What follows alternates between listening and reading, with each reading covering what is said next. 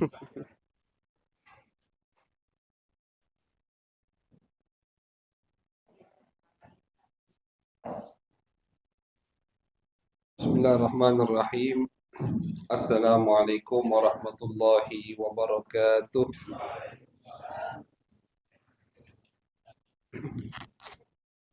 Alhamdulillahi rabbil alamin.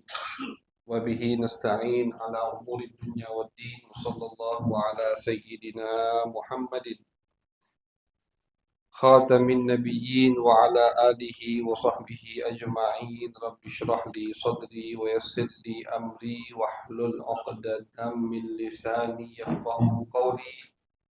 سبحانك لا علم لنا إلا ما علمتنا إنك أنت العليم الحكيم أما بعد وبالسند المتصل إلى الإمام النووي رحمه الله تعالى ونفعنا به وبعلومه وبعلوم مشايخنا وبعلوم سائر الصالحين في الدارين آمين إلى أن قال الحديث الثلاثون عن أبي ثعلبة الخشني رضي الله عنه عن رسول الله صلى الله عليه وسلم قال إن الله فرض فرائض فلا تضيعوها وحد حدودا فلا تعتدوها وحرم أشياء فلا تنتهكوها وسكت عن أشياء رحمة لكم غير نسيان فلا تبحثوا عنها حديث حسن رواه الدارقطني وغيره. Alhamdulillah, puji syukur kehadiran Allah Subhanahu wa taala, salawat dan salam kita haturkan kepada baginda besar Nabi Agung Nabi besar Muhammad sallallahu alaihi wasallam. Ma'asyiral hadirin jamaah yang dirahmati oleh Allah Subhanahu wa taala, alhamdulillah di malam hari yang insyaallah diberkahi oleh Allah, kita kumpul kembali di Musalla Al-Ikhlas, musalla yang insyaallah penuh dengan rahmat Allah Subhanahu wa taala, musalla yang insyaallah mendapatkan pandangan khusus dari baginda Nabi besar Muhammad sallallahu alaihi wasallam. Amin ya rabbal alamin. Kita kumpul untuk melanjutkan kajian daripada pembacaan hadis baginda Nabi besar Muhammad sallallahu alaihi wasallam. Seperti tadi yang disampaikan, kita berada di hadis ke-30 dari 40 hadis yang dikumpulkan oleh Al-Imam Nawawi rahimahullah. Hadis ke-30 diriwayatkan oleh sahabat yang bernama Abu Tha'labah Al-Khushani. Abu Tha'labah Al-Khushani adalah sahabat baginda Nabi besar Muhammad sallallahu alaihi wasallam yang disebutkan oleh Al-Imam Ad-Darqutni, beliau termasuk min ahli bai'atir ridwan, termasuk sahabat yang membaiat Nabi, dan ketika Nabi meminta sahabat untuk membaiat Nabi pada saat itu, saat kejadian di tahun ke-6 Hijriah, itu terjadi baiatnya di bawah pohon yang pohonnya itu bernama Ar-Ridwan. Ini baiat mati, Pak. Baiat mati. Nabi meminta atau menawarkan kepada sahabat, ayo siapa yang mau baiat aku, baiat mati. Artinya siap mati bersamaku. Semua yang hadir membaiat Nabi Muhammad SAW satu-satu baiat Nabi. Nah, jadi sahabat itu tidak gampang. Hidup di zaman sahabat tidak gampang. Dan mereka udah bersama Nabi. Jadi kenikmatan bersama istri, bersama anak, jabatan, harta itu hilang. Tidak ada.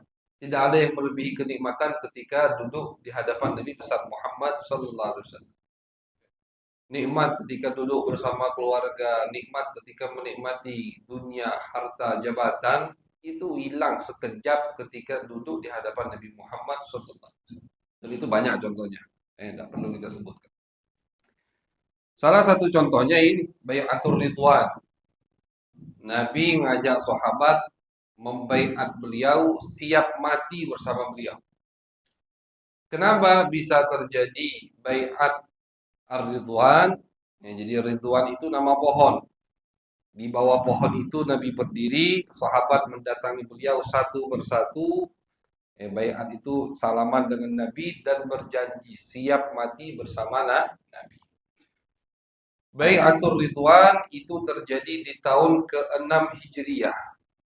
Ketika baginda Nabi besar Muhammad sallallahu alaihi wasallam ingin umrah. Jadi di tahun ke-6 di bulan Dzulqa'dah. Tahun ke-6 Hijriah di bulan Dzulqa'dah Nabi bermimpi. Mimpi beliau masuk ke Mekah pakai ihram umrah. Ketika bangun beliau umumkan. Kenapa beliau umumkan? Karena mimpinya Nabi itu wahyu. Mimpinya para anbiya itu wahyu dari Allah Subhanahu wa taala. Oleh karena itu, kita baru selesai bulan Dzulhijjah. Nabi Ibrahim ketika bermimpi diperintahkan sama Allah untuk menyembelih anaknya, beliau laksanakan karena itu wahyu dari Allah. Jadi Nabi itu kalau mimpi wahyu. Kenapa begitu? Karena mimpi para anbiya tidak mungkin dimasuki atau dirasuki oleh setan. Itu tidak mungkin. Tidak mungkin setan bisa masuk ke mimpinya para nabi. Karena mimpi nabi termasuk jalan wahyu dari Allah Subhanahu wa taala. Nabi besar Muhammad semalam mimpi umrah bersama sahabat. Laqad sadaqallahu rasulahu ru'ya bil haqq latadkhulunnal masjidal harama insyaallah aminin muhalliqina ru'usakum wa muqassirin la takhafun. Ini di surat Al-Fatah. Allah Subhanahu wa taala ceritakan. Nabi mimpi umrah, udah Nabi umumkan, ayo yang mau umrah kita umrah, kata Nabi Muhammad. Karena ini wahyu dari Allah. Di bulan Dzulqa'dah. Di bulan Dzulqa'dah. Keluarlah Nabi bersama 1000 lebih pasukan, 1000 lebih sahabat, hampir 2000 sahabat. Keluar dari kota Madinah di tahun ke-6 Hijriah. Waktu itu posisinya, statusnya, keadaannya Nabi masih berperang dengan orang Mekah.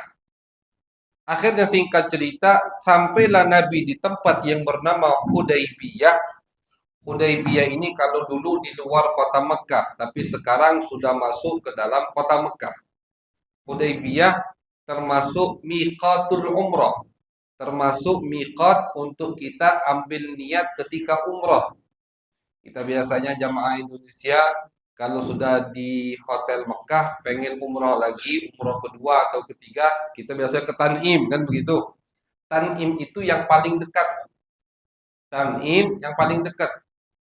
Paling dekat dengan batasan tanah haram Tan'im. Karena kalau kita perhatian ketika kita mau sampai ke Masjid Tan'im, sebelum kita sampai ke Masjid Tan'im, sebelah kanan ada tulisan batas tanah haram. Jadi kita keluar dari batas tanah haram mungkin 5 meter, 10 meter, disitulah terletak Masjid Siti Aisyah. Yang biasanya kita ambil miqat untuk umroh kedua, ketiga, dan seterusnya. Terdekat. Tapi bukan hanya itu.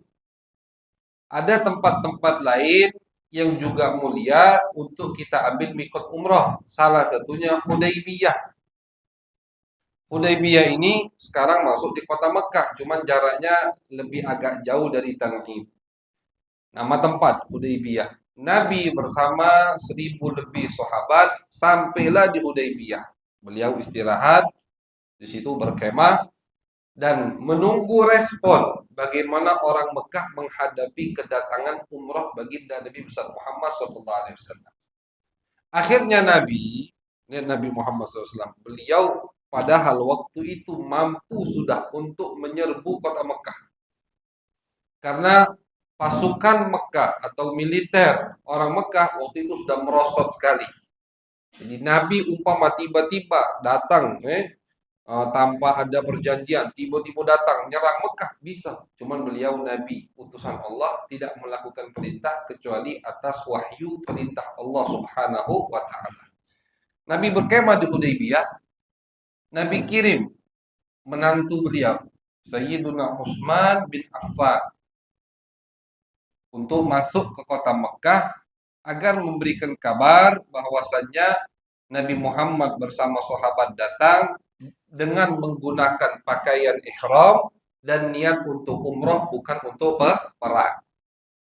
Keluarlah Sayyidina Utsman. Kenapa Nabi kirim Sayyidina Utsman? Karena Sayyidina Utsman ini orang yang termasuk yang paling dicintai ketika beliau masih dalam keadaan musyrik atau setelah jadi sahabat. Orangnya itu baik. Sayyidina Utsman tuh orangnya baik, dermawan dan kaya. Orang kan kalau dermawan dicintai wong kan itu dari dulu udah. Wong yang baik, dermawan itu pasti dicintai sama orang. Sayyidina Utsman dicintai. Makanya Nabi tahu, Nabi kirim Sayyidina Utsman dengan niat baik untuk memberitahu mereka, aku datang untuk umroh, bukan untuk perang. Dengan bukti aku pakai ihram, bukan pakai pakaian biasa. Masuk Sayyidina Utsman ke Mekah. Nah, Sayyidina Utsman di Mekah ini agak lama tertunda untuk kembali kepada Nabi. Ada riwayat mengatakan beliau ditahan, ada yang mengatakan beliau macam-macam, sampailah agak lama. Nah, kabar yang sampai ke Nabi, kabar tidak pasti, Sayyidina Utsman terbunuh. Sayyidina Utsman terbunuh. Marah Nabi. Ini sahabat beliau, menantu beliau, suami dari dua putri Nabi. Jadi bukan satu putri Nabi.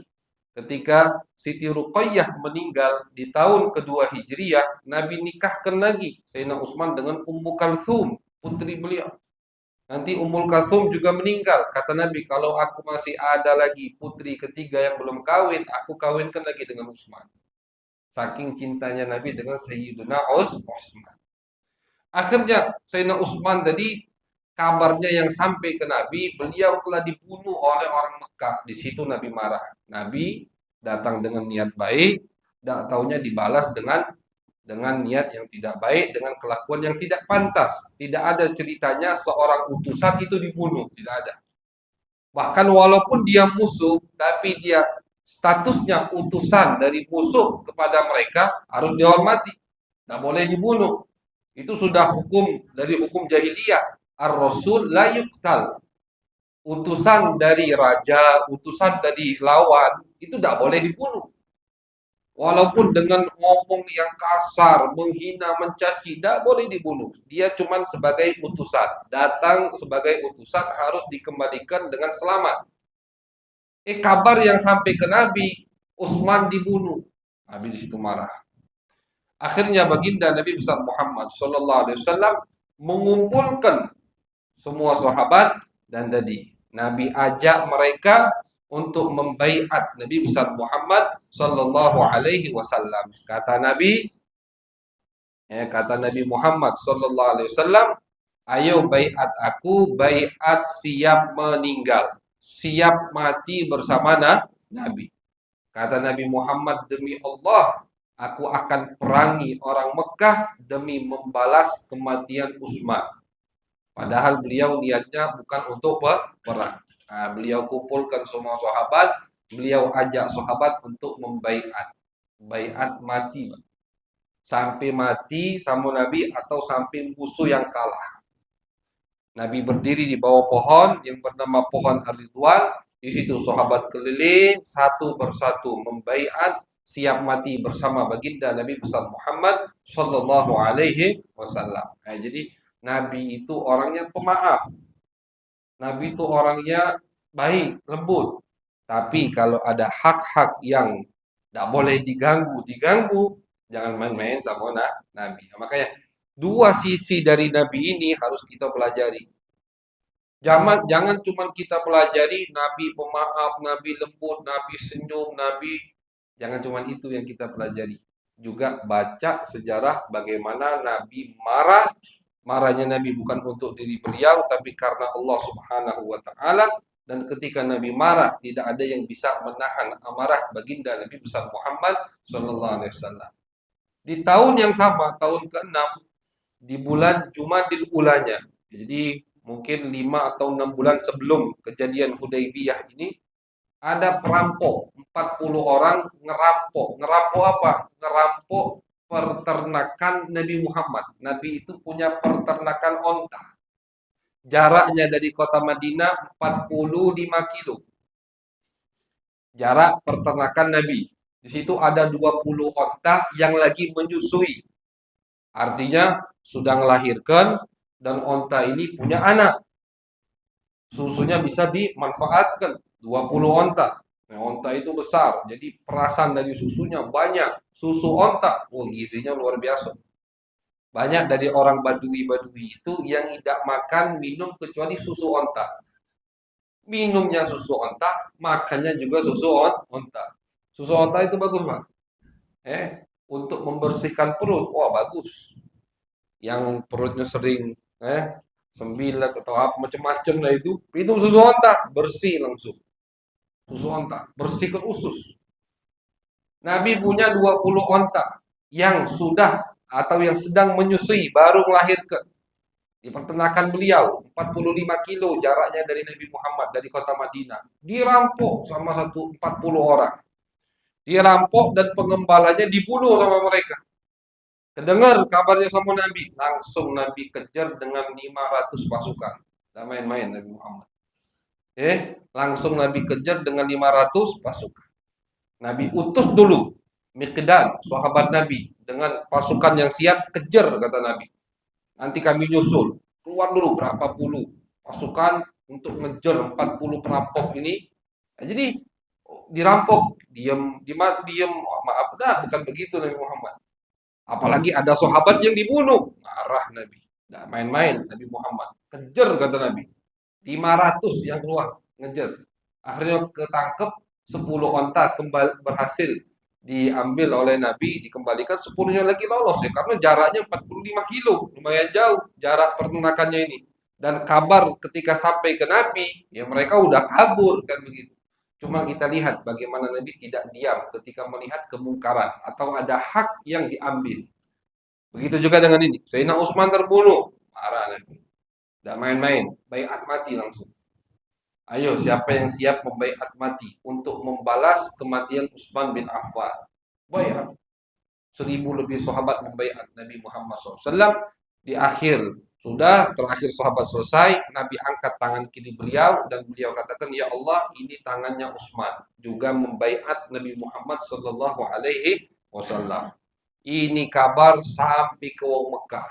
Ketakutan wong Mekah. Waduh, salah kita ini. Kenapa kita nahan-nahan Utsman?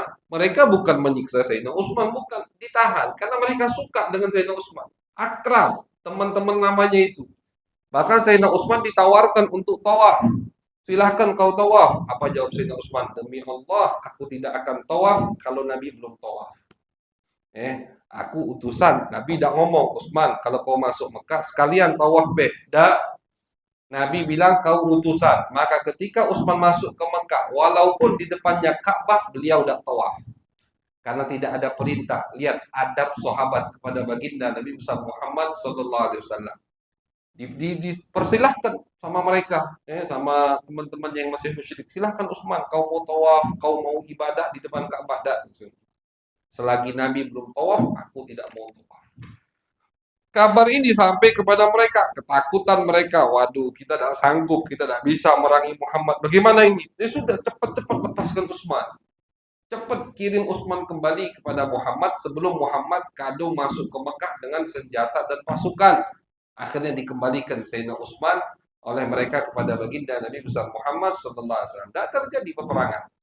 Di akhir cerita ini Nabi menerima. Nah, di sini Nabi tadi keras, Nabi tegas. Setelah itu Nabi kembali pemaaf, menerima. Kata mereka, wahai Muhammad, kami mau damai dengan kamu tapi dengan ada syarat-syarat. Silahkan kata Nabi. Apa syaratnya? Salah satunya, tidak boleh masuk ke Mekah tahun ini. Itu Pak, jaraknya itu misalkan di Palembang, kita udah sampai Indralayu. Tinggal berapa kilo lagi nyampe ke Palembang. Ini Nabi sudah di Hudaybiyah. Tinggal berapa kilo lagi Nabi nyampe ke Ka'bah.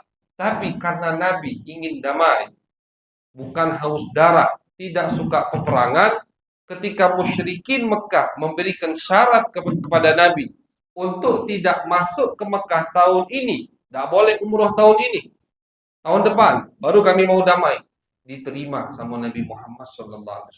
Ini beliau udah pakai ihram, sudah niat umroh, sudah nyium bau aroma Mekah. Nabi itu paling cinta dengan kota Mekah.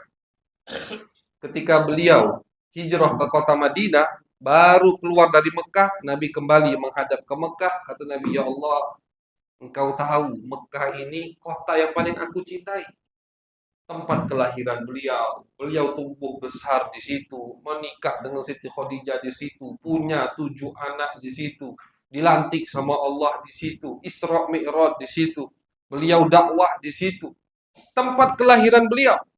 Kata beliau, ya Allah, Mekah ini kota yang paling aku cintai. Cuman kaumku yang memaksa aku untuk keluar. Ya Allah, jadikanlah Madinah juga kota yang aku cintai seperti aku mencintai Mekah. Kota yang dicintai Nabi. Sahabat yang lain, Sayyidina Abu Bakar, Sayyidina Umar, Sayyidina Ali, Sayyidina Bilal, rindu semua sama Mekah. Wong Mekah ini. Senang udah mereka. Tak taunya syarat dari musyrikin Mekah, kami mau damai, wahai Muhammad, dengan syarat kau tidak boleh masuk ke Mekah tahun ini. Bahasa Palembang itu cugaknya Nabi. Sudah di Indralaya, tinggal berapa kilo lagi masuk Palembang istilahnya. Tidak boleh. Nah, masih jauh tapi itu. Haji Furoda tahun ini masih jauh, masih di Indonesia. Ini Nabi sudah dekat. Nabi sudah dekat. Udah cium baunya. Bilal sudah menangis rindu kepada Mekah. Lihat, tapi Nabi mau damai dan beliau melakukan perintah Allah, beliau terima syarat tersebut. Sayyiduna Umar, orang yang begitu cemburu kepada Nabi sampai bukan protes. Maksudnya bertanya kepada Nabi, ya Rasulullah, kenapa kita terima syarat ini? Bukankah kamu dapat wahyu dari Allah? Kita bakal masuk ke Mekah umrah. Kenapa tidak kita teruskan? Mati-mati, kata Sayyidina Umar. Kata Nabi, wahai Umar, tapi di mimpiku itu Allah tidak sebutkan umrohnya tahun ini. Kata Nabi. Di mimpi itu pokoknya kita masuk ke Mekah umrah. Allah tidak sebutkan tahun ini. Berarti ternyata memang bukan tahun ini. Jadi orang yang mempelajari sejarah Nabi, hidupnya tenang terus. Hidup kita tumak nina. Kita kalau mencari tumak ninatul qulub, ketentraman jiwa, bukan melalui sejarah perjalanan hidup Nabi Muhammad, tidak bakal ketemu, Pak. Kalau cuma dengan ibadah-ibadah, tidak kurang, tidak cepat. Tapi kita melalui sejarah Nabi Muhammad, perjalanan hidup Nabi Muhammad, akan kita temukan ketentraman jiwa. Ketika kita menginginkan sesuatu, tidak terjadi, oh ya sudah, berarti mungkin bukan waktunya sekarang. Mungkin bukan tahun ini. Nabi udah pakai ihram, keluar dari Madinah. Madinah Mekah itu 4.450 kilo jaraknya. Berarti kurang lebih Nabi sudah menempuh jalan 420 kiloan. Karena jarak Hudaybiyah ke Mekah tidak sampai 50 kilo, dekat. Sudah 400 lebih kilo yang Nabi tempuh, jalan seminggu, bukan sehari. Sekarang sini Lampung 3 jam gitu, bisa ya. 4 jam, 3 jam kan gitu. Kalau tolnya bagus 3 jam tembus itu tuh. Tolnya beda bagus. Nah, misalkan itu. Jadi 400 lebih kilo yang udah ditempuh sama Nabi Muhammad. Tak taunya ternyata bukan tahun ini. Beliau terima. Beliau tidak protes sama Allah, beliau tidak marah. Enggak. Karena beliau Abdullah wa Rasul. Beliau adalah hamba Allah dan utusan Allah. Senang Nabi, biasa. Lihat, lihat perjalanan Nabi. Jadi kalau kita lagi pengen ada hal yang ingin kita lakukan, ada proses, ada macam-macam lah, misalkan planning macam-macam. Tidak tahunya tahun ini tidak tercapai, tidak usah kita stres, tidak usah kita sedih. Yang harus malahan kita senang, berarti ini yang terbaik buat aku sekarang. Yang terbaik buat aku sekarang berarti ke sini, bukan ke situ. Kenapa? Ya ini jalan yang Allah putuskan. Tenang hidup gitu. Tak kati stres-stres, tak kati itu. Kenapa? Karena kita mengikuti baginda Nabi besar Muhammad sallallahu alaihi wasallam. Sayyidina Umar, beliau tidak terima Nabi kayak dihina, direndahkan. Kata Sayyidina Umar, ya Rasulullah, kenapa kita terima? Kan wahyu dari Allah kita umrah. Dibalas sama Nabi. Tapi kan Allah tidak ngomong tahun ini. Dalam mimpi pokoknya Allah ngomong kita akan umrah. Masih Sayyidina Umar kurang apa? Maksud ini. Datang ke Sayyidina Abu Bakar. Abu Bakar, bukankah Nabi utusan Allah? Bukankah Nabi pilihan Allah? Bukankah agama kita benar? Benar, kata Sayyidina Abu. Kenapa? Kenapa kita tidak umrah? Kenapa kita terima penghinaan ini? Apa jawab Sayyidina Abu Bakar? Persis jawabannya dengan Nabi Muhammad SAW. Wahai Umar, beliau adalah utusan Allah, beliau adalah hamba Allah, dan di mimpi itu Allah tidak sebutkan tahun ini. Mungkin tahun depan, seperti yang dijanjikan. Akhirnya Nabi Muhammad SAW menerima syarat tersebut, beliau tahallul. Tahallul, ini termasuk hukum, jadi hukum sampai sekarang. Orang yang sudah niat ihram umroh, kemudian tidak bisa umroh, baik sakit atau tiba-tiba misalkan yang kemarin yang pengen haji furoda, sudah udah niat ihram misalkan, tiba-tiba tidak jadi berangkat, oh udah lepas berarti tak boleh. Kalau udah niat tak boleh. Apa yang harus mereka lakukan? Yang harus mereka lakukan tahallul dengan apa? Dengan nyukur kepala, botak atau diambil 3 helai rambut. Setelah itu nyembelih 1 kambing. Itu. Jadi tahallulnya dengan apa? Botak. Seperti habis umroh itu, botak atau potong 3 rambut. Habis itu apa? Habis itu nyembelih 1 kambing. Nabi pengen tahallul. Nabi terima syarat ini. Tapi rata-rata dari sahabat masih berat untuk menerima ini syarat. Bayangkan lihat. Menunjukkan syarat ini berat untuk mereka. Mereka udah di depan Mekah, nggak boleh masuk. Mereka kuat pada saat itu. Sampai-sampai ketika Nabi merintahkan mereka untuk tahallul, untuk botak, mereka ragu-ragu. Nabi agak marah sempat. Nabi masuk ke kemah. Waktu itu yang diajak sama Nabi istri beliau Sayyidah Ummu Salamah yang ikut sama Nabi. Nabi masuk. Kata Nabi, sahabat tekak lagi. Dah galak, nurut. Kenapa? Kata Siti Ummu Salamah. Aku suruh botak, ragu-ragu. Tahallul. Dak kata yang nak tahallul, kata Nabi. Akhirnya ditenangkan sama Ummu Salamah. Ya Rasulullah. Mereka itu juga tadi. Mereka kira bakal masuk, bakal umroh, senang. Tapi tiba-tiba tak jadi.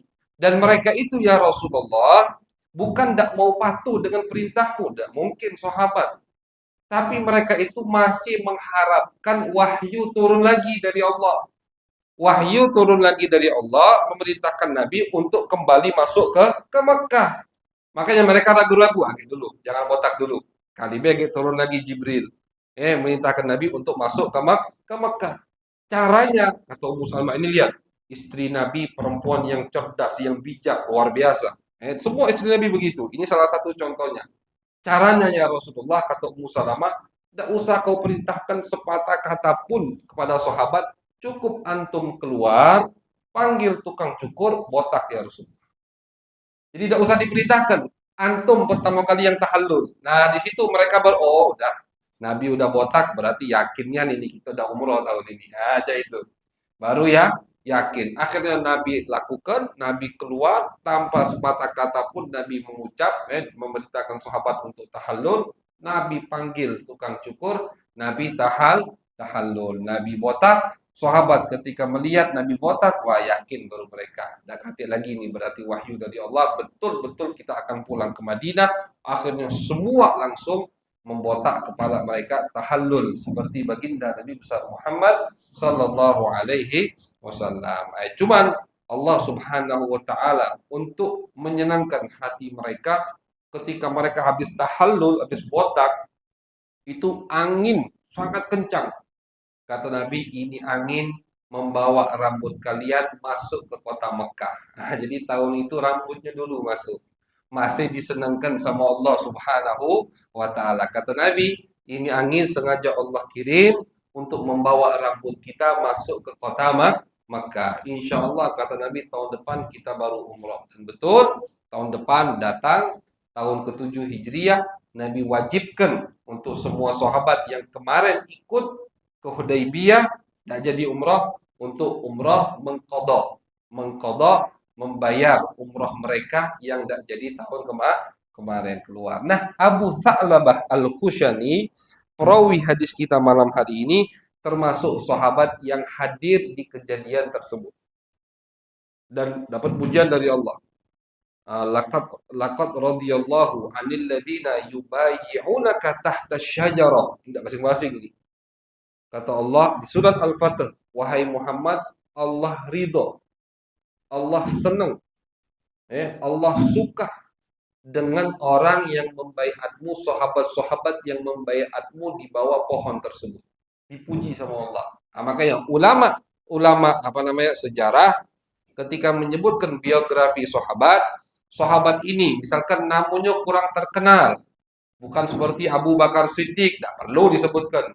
Abu Bakar Siddiq hadir di baiat di bawah pohon Ar-Ridwan, tidak perlu, karena kita semua pasti tahu Sayyidina Abu Bakar dari Nabi pertama kali dilantik sampai Nabi meninggal tidak pernah pisah sama Nabi. Nah, jadi kalau mereka ingin menyebutkan, ulama sejarah ingin menyebutkan biografi sahabat-sahabat yang tidak terkenal namanya, maka mereka akan sebutkan sahabat ini hadir di kejadian yang penting-penting. Biar kita tahu ini bukan sembarangan sahabat. Semua sahabat Nabi tidak ada yang sembarangan. Cuman kedudukan mereka tentu tidak sama. Misalkan sahabat ini namanya tidak terlalu terkenal, tapi hadir di peperangan Badar, bakal disebutkan.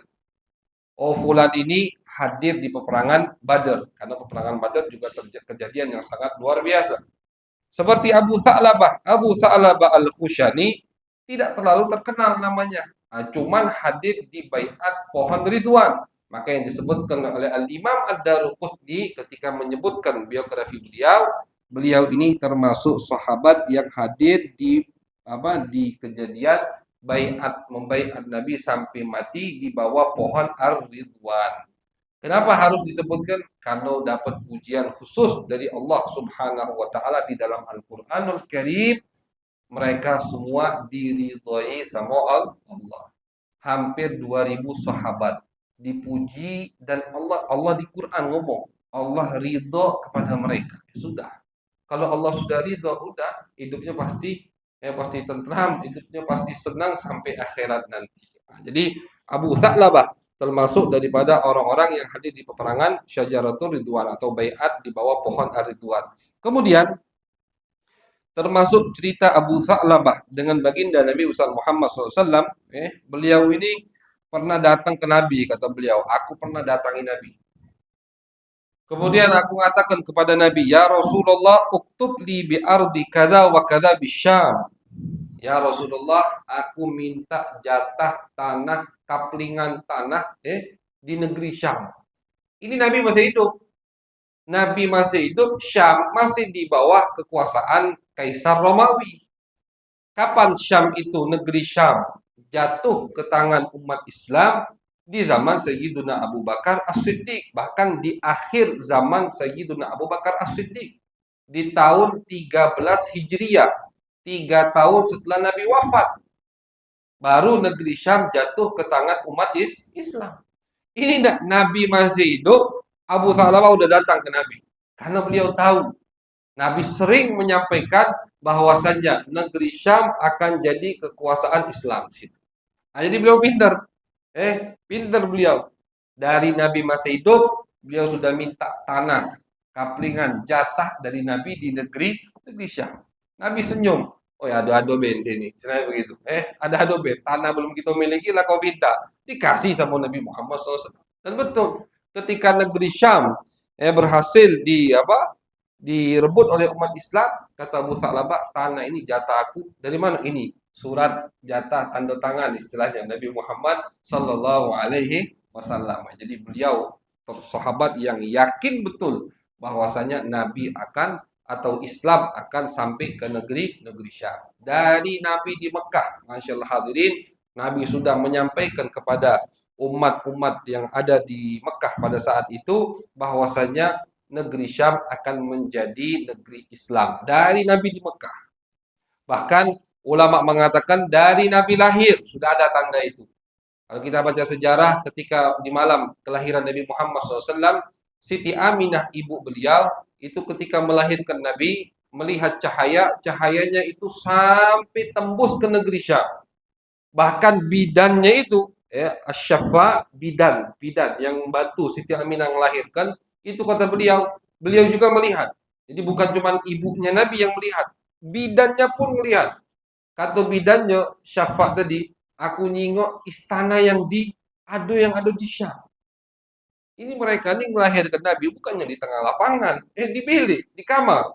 Tapi cahaya tadi menembus dinding, menembus rumah, menembus gurun pasir yang jaraknya mungkin lebih dari 700 kilometer. Mereka lihat istana-istana yang ada di negeri Syam. Kapan itu terjadi? Ketika lahirnya baginda Nabi besar Muhammad Sallallahu Alaihi Wasallam. Ulama mengatakan itu udah tanda dari Allah bahwasanya Islam di masa sahabat akan sampai ke negeri Syam. Betul? Nabi wafat, menjabat Sayyidina Abu Bakar Siddiq sebagai khalifah di akhir zaman beliau ketika beliau selesai memerangi orang yang murtad, yang tidak mau zakat, tidak mau sholat, bersatu kembali Jazirah Arab, beliau langsung memerangi negeri Syam dan berhasil direbut oleh umat Islam. Nah, makanya sahabat yakin negeri Syam bakal jadi milik mereka. Cuman Abu Tha'labah ini kepikiran, pinter. Mumpung Nabi masih ada, aku minta langsung jatah dari Nabi dan Nabi berhak memberikan siapapun dengan apapun yang ingin diberikan oleh baginda Nabi besar Muhammad Sallallahu Alaihi Wasallam. Abu Tha'labah Al-Khushani diriwayatkan beliau meninggal di tengah malam ketika sedang sujud kepada Allah Subhanahu wa taala. Jadi termasuk bukan sembarangan orang dari sahabat Nabi, termasuk dari sahabat Nabi yang ahli ibadah sehingga ketika meninggal dalam keadaan sujud kepada Allah. Nabi dalam hadis berfirman, "Yamutul mar'u ala ma 'asha alaih." Kata Nabi Muhammad, orang itu akan meninggal pada keadaan yang sering dia lakukan ketika dia masih hidup. Jadi kita kalau juga orang meninggal lagi sholat, ada orang meninggal lagi baca Quran, itu berarti memang rutinan dia. Maka dia akan meninggal dalam keadaan seperti itu. Nah, makanya kata Nabi, maka pilihlah kalian dengan cara apa, dengan keadaan apa kalian akan meninggal. Pilih udah. Kalau pengen istilahnya meninggal dalam keadaan sholat, banyaklah sholat kata Nabi. Pengen meninggal dalam keadaan sujud, berarti kan pasti husnul khatimah kalau itu. Itu kan tidak bisa kita pilih, dari Allah itu. Berarti banyaklah sujud dari sekarang. Pengen meninggal ketika lagi baca Al-Quran, banyak baca Al-Quran, banyak sholawat, banyak tergantung. Pilih kata Nabi. Karena orang akan meninggal dalam keadaan yang sering dia lakukan ketika masih hidup. Abu Tha'labah Al-Khushani, sahabat ini, beliau meninggal dalam keadaan sujud. Pas sujud, tidak gerak-gerak.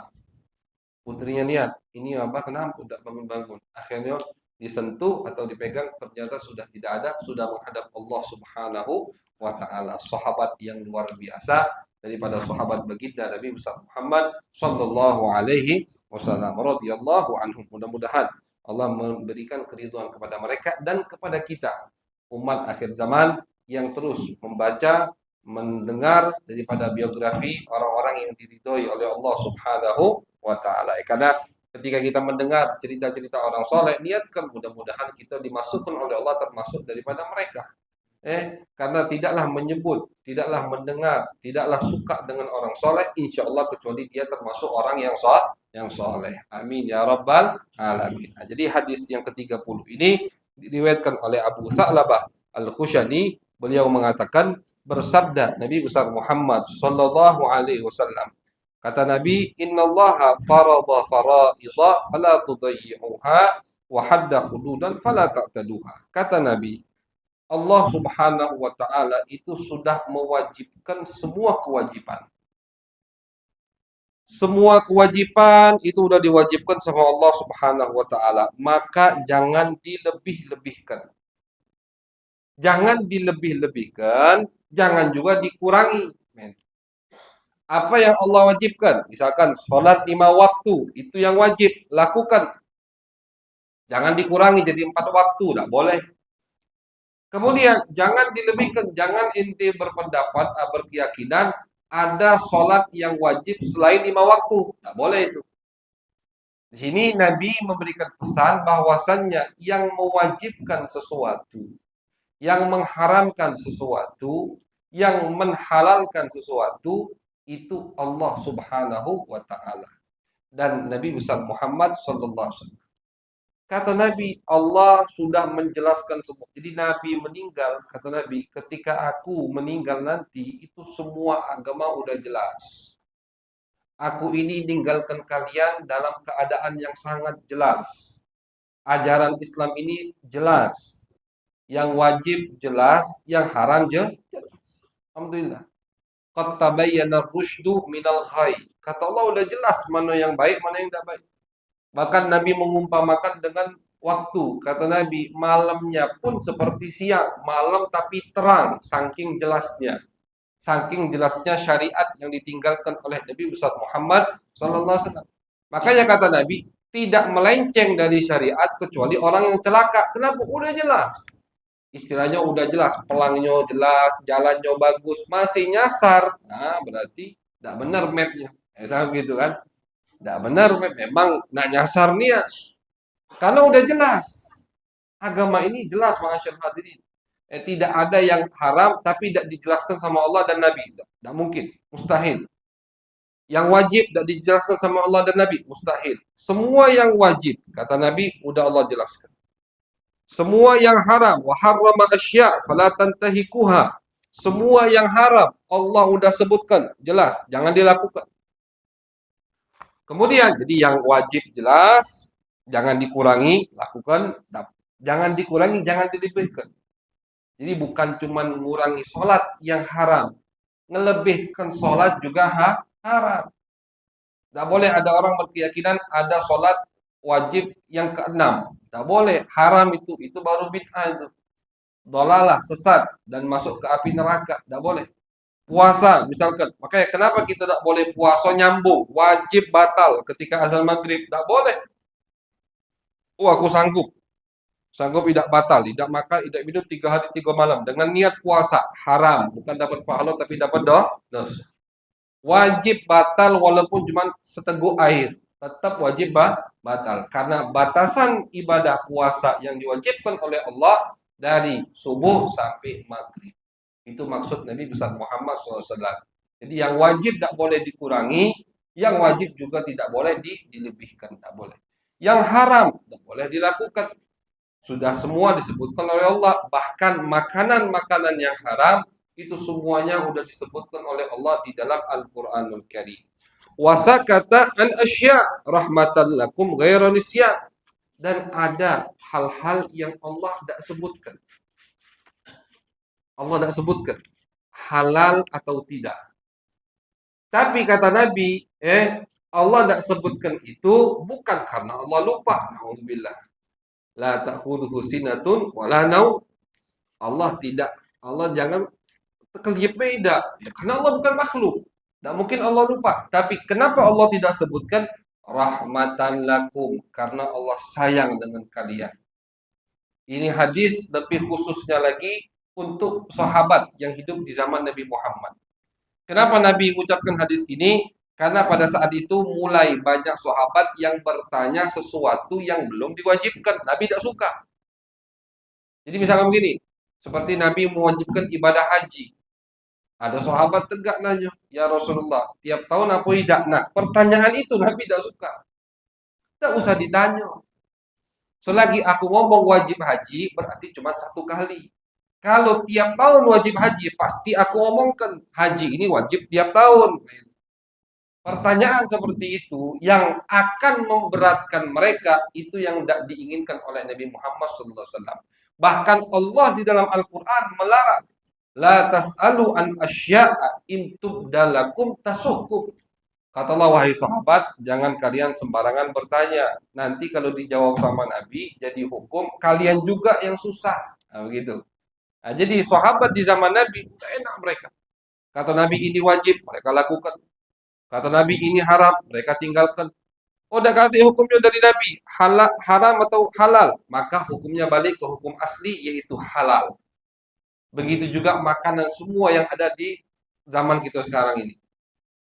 Jadi makanan-makanan yang halal itu di Al-Quran disebutkan kalau ada. Misalkan, apa namanya? Ini teh susu. Dak katik di zaman Nabi.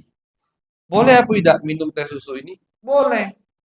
Kenapa boleh? Karena teh susu ini bukan termasuk yang Allah sebutkan di dalam Al-Quran, termasuk daripada makanan yang haram. Jadi semua makanan yang tidak Allah sebutkan di dalam Al-Quran, yang diharamkan berarti halal untuk kita makan. Tentunya ya harus kembali ada kaidah-kaidah lain ya. Ini hukum sekilas gitu. Jadi yang disebutkan di dalam Al-Quran yang diharamkan. Yang tidak diharamkan tidak Allah sebutkan saking banyaknya. Yang tidak diharamkan tidak Allah bangki haram Allah sebutkan dalam Al-Quran. Kemudian apa termasuk bangki itu daging yang dipotong binatangnya masih hidup haram. Disembelih bukan untuk Allah haram. Maaf, babi dan anjing haram untuk dimakan. Itu semua yang disebut-sebutkan. Begitu. Yang tidak disebutkan berarti halal. Itu kata baginda Nabi besar Muhammad Sallallahu Alaihi Wasallam. Dari sini ulama mengatakan, tidak dianjurkan untuk kita terlalu mencari-cari hukum. Tapi bukan arti juga tidak galak cari hukum. Dah. Jadi kalau misalkan ada makanan, kita tahu dah, ini makanan misalkan dari daging. Tokonya toko muslim sudah makan. Tidak perlu kita sampai datang ke toko itu. Ini makanan dari daging. Nyembelihnya ngadep kiblat dah kamu. Mengucapkan bismillah dah. Niat tak perlu. Itu. Jadi terlalu berlebihan. Was-was itu tidak dianjurkan dalam syariat. Cuman misalkan kita ragu ini ada syubhat, tidak apa-apa kita tanya. Harus. Misalkan kita beli makanan, tak taunya yang jual makanan, misalkan semua pegawainya non muslim. Waduh, ini kan meragukan. Benar tak ini halal? Boleh ditanya. Tapi kalau jelas ada sertifikat halal, atau kita tahu makanannya yang buat orang muslim, tak perlu kita tanya-tanya sampai nyembelihnya ngadep kiblat dah.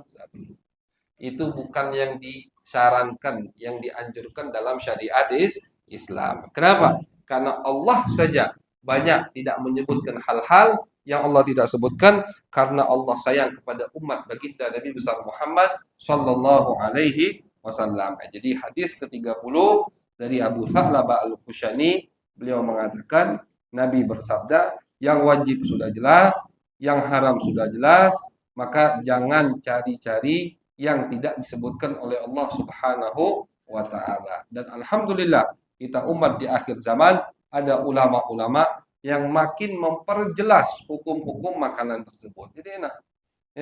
Ulama-ulama mengumpulkan Al-Quran yang berkaitan dengan makanan dan mengumpulkan dari hadis Nabi yang berkaitan dengan makanan. Mereka jadikan satu bab di kitab fikih kita, tinggal baca. Oh ini tidak boleh, ini tidak boleh, ini tidak boleh. Semua tendensinya dari Al-Quran dan hadis baginda Nabi besar Muhammad Sallallahu Alaihi Wasallam. Itu kurang lebih penjelasan hadis ke-30 riwayat sahabat yang mulia yaitu Abu Tha'labah Al-Khushani. Mudah-mudahan kita diberikan hidayah oleh Allah Subhanahu wa taala serta taufiknya agar selalu bisa menghadiri majlis-majlis ilmu dan bisa mengamalkan, membawa faedah apa yang kita dengarkan dari majlis-majlis tersebut. Amin ya rabbal alamin. Sallallahu alaihi sayyidina Muhammad wa ala alihi wa sahbihi wa baraka wasallam. Walhamdulillahi rabbil alamin.